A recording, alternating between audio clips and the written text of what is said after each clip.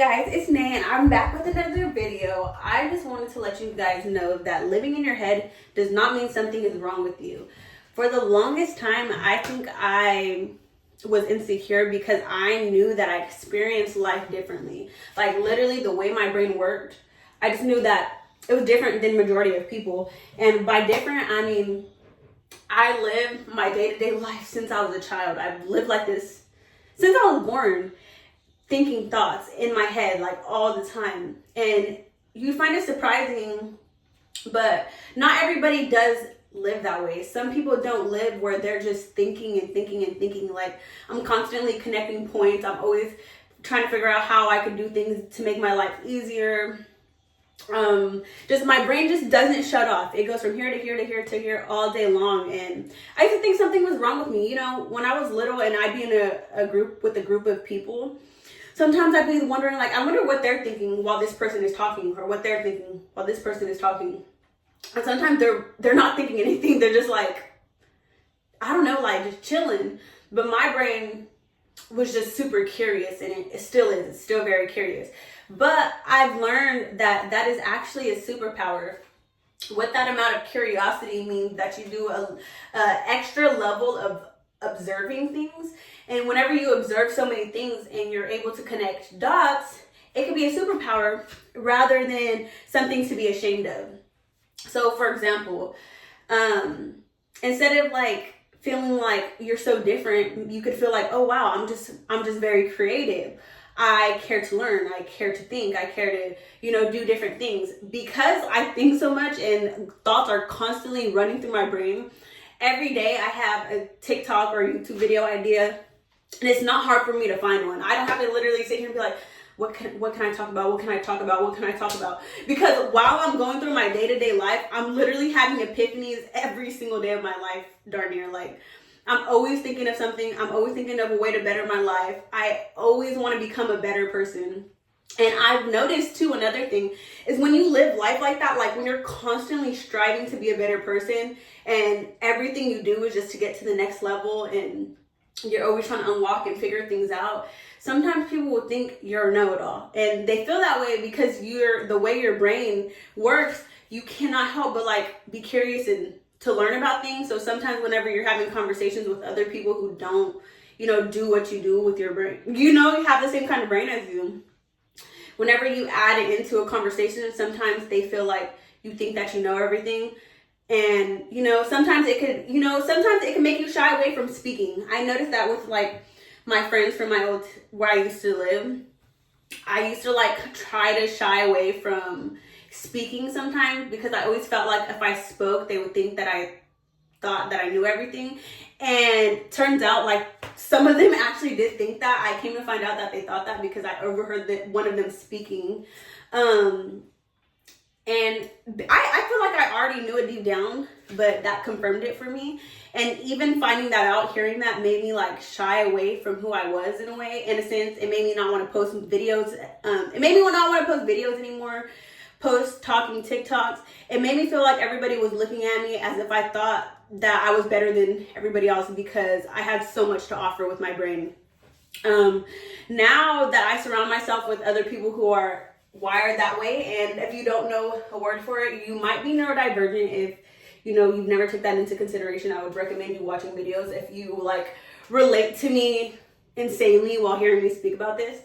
But I started surrounding myself with other people who were also neurodivergent, and it gave me a safe space to just run wild and free. I don't have to hold back in conversations in fear that they're going to think I'm doing too much or they're going to think that I know everything. No, because literally they're interested in what I'm saying and then they just bounce off of me and then we go back and we add on to each other and we're just going back and forth. And it's very powerful. It's whenever I'm like in a room with people who are like that, who think like me, I feel like fireworks. It literally feels like fireworks. It feels so purposeful. It feels like it's meant to be. We feel like we're in alignment. It feels like alignment.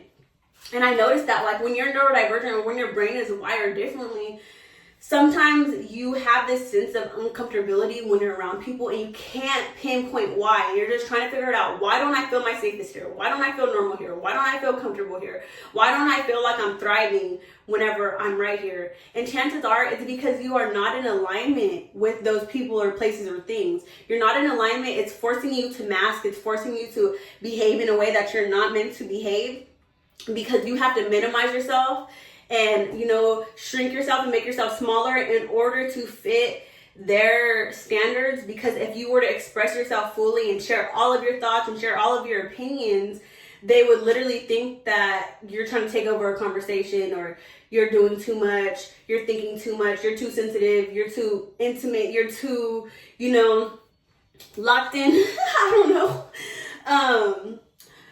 Now I'm realizing that all of those things that, you know, people may think of you are actually wrong. How you think is actually a superpower. To be different is to be different. It's to be on a different vibration, different frequency, and you're not better than anybody else, but you just think differently. And there's other people who think differently like you too, and who will actually accept you and nurture you and love you for you. So if you find yourself like trying to fit in with not regular, but, you know, fit in with people that you know you don't really fit in with, stop trying to do it, because sometimes they don't even really like you. Like, your differentness can be super attractive to them. They can't help but, like, you know, be drawn to you. But over time, I think they start to get irritated. They start to get irritated with you a little bit. They start to, like, I don't know if it's envy or jealousy, or that's quite what it is. I think they start to pick up on the fact that you're different, and to them different is weird, because society, you know, wants people to think alike and behave in the same manner. And naturally, because people like have this want to fit in, they do that. But the way your brain is wired, it literally, like, it feels like you're breaking the law of your own body to follow what everybody else is doing. And being that way will really cause people to look at you and think of you like you're weird. But you can't help how your brain is wired. You literally can't help that it's wired that way, that you don't care to do what everybody else is doing, that you don't care to agree with people whenever they're wrong. You don't care to pretend that they're right just to make them feel better. You don't care to shut up just so that they could be, you know, feel better. And sometimes if you're not as confident as you should be, you could do those things. But internally, you know that you're doing yourself wrong when you do those things. So overall, I say this to say, it is a superpower to be you. It is a superpower to be different. It's okay to not be like everybody else, and people who are meant to be in your life will definitely be there, and you will feel comfortable with them. I was watching this video, and a guy was like, imagine you're sitting at a playground, and it's you, your younger self. Imagine you knew that person whenever you were younger. Imagine the two of you guys playing. Are they somebody you would want to play with? And oh my God, it was like putting yourself back as if you were a child, and just being true and honest and vulnerable about whether or not their energy aligned with yours, or if they were the kind of friend you would have wanted to have when you were a kid. It does a lot for you. I did that. I literally did it. I was like, dang, would I want to be friends with her? No, she's probably mean. Like, I started really thinking like that, and honestly, it really helps you. You're not meant for anybody. Your energy is not just for everybody. Use it wisely, use it carefully, and take pride in not needing everybody and only needing your people. Take pride in only needing your people. So yeah, I hope that was insightful. I know I jumped from points to points, and it was a little bit everywhere. My brain was thinking really quick, and I literally thought of this like right before I started recording, so I didn't even have like 10 minutes to think of this video. I just started rambling. But thank you guys for watching. Holla at your girl. Be real or be real.